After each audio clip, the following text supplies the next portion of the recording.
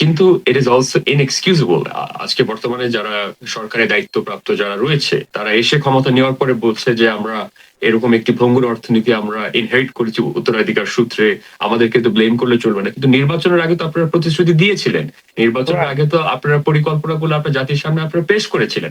আপনারা যদি এই এই ভঙ্গুর পরিস্থিতি যদি আসলে সত্যি অর্থে নিয়ন্ত্রণ করতে না পারতেন, আপনি নির্বাচনে যেতেন না।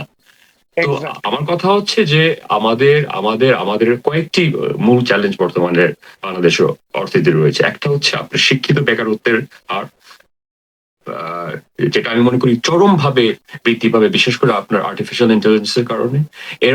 এর উপরে আপনার ব্লু কলার ওয়ার্কারদের, যে আমাদের গার্মেন্টস এবং টেক্সটাইলে যারা সম্পৃক্ত রয়েছে, সিরামিক সেক্টরে যারা সম্পৃক্ত রয়েছে, লেদার সেক্টরে যারা সম্পৃক্ত রয়েছে, এমনকি এগ্রেরিয়ান সেক্টরে যারা সম্পৃক্ত রয়েছে, কৃষি খাতের সাথে যারা সম্পৃক্ত রয়েছে, তাদের উপরে কিন্তু ভয়ঙ্কর একটি চাপ কিন্তু আমি ইতিমধ্যে কিন্তু অনুভব করতে পারছি, দেখতে পাচ্ছি।